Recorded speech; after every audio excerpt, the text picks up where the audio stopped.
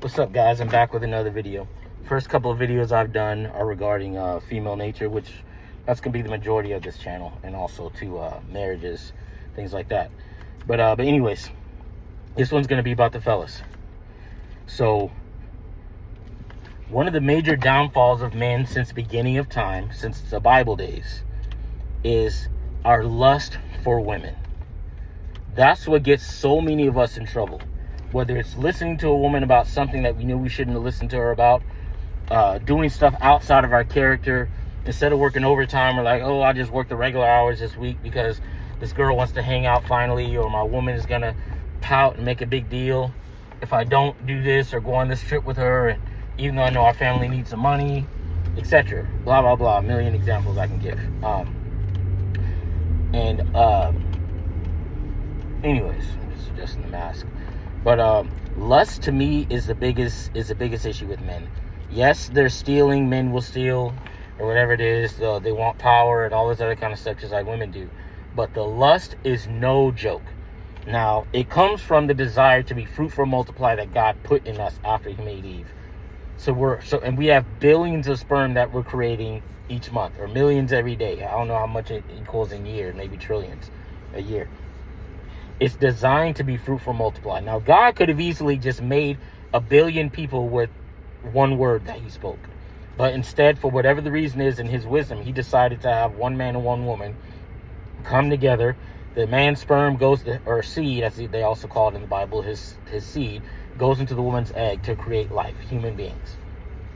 So that's where that desire comes from. But it just got twisted when it came to sinful nature entering the world due to the fall of man, Adam and Eve, even though it was really Eve's fault. But even the Bible says in the New Testament that there was a woman who was deceived, not the man. And God even said, because you listened to your wife's voice and ate the fruit, I'm going to give you this punishment. He could have just said, because you ate the fruit. But He purposely added that in there, implying that doesn't mean you never listen to your wife, but you must be very cautious about it, because you're going to be held responsible for when things go wrong. If you listen to whether it's you listening to your own voice or your woman, it's still going to be your fault as the guy.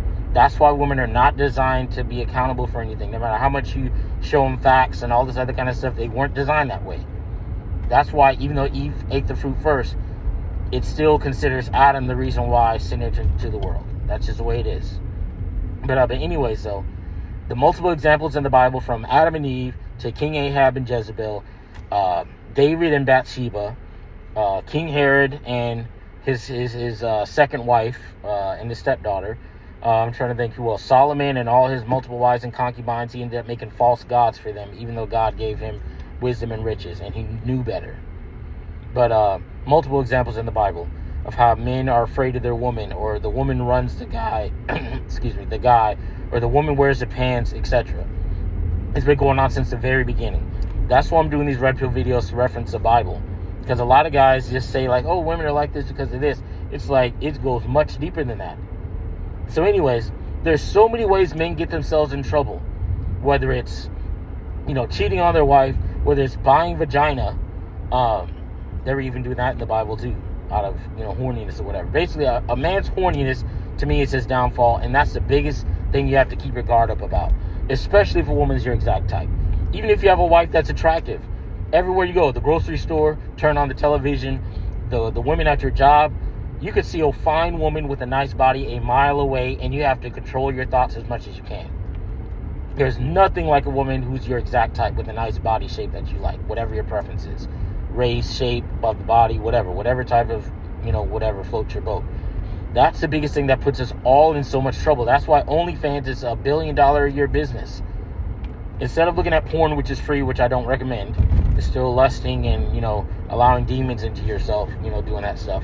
Not like I've never struggled with it, so I ain't no better than you guys. But, so many things, man. I remember even to one time when I was younger, I barely met a girl online. And then within like 3 hours of knowing her, I drove like 5 to 7 hours to go see her right away. Because I was hard pressed for what at the time, when I was much younger. And even when I watch, sometimes I'll watch, I know this is, I know people are going to say this is different, but I still consider it an extreme version of lust. Even like the Chris Hansen To Catch a Predator and all the other kind of stuff you see with all these new channels popping up.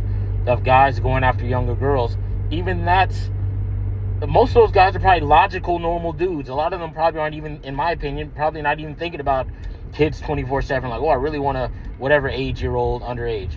It's just that maybe it's hard to get a woman their own age as easily, or whatever it is, I don't know. But most of them probably aren't thinking about, young girls all day underage.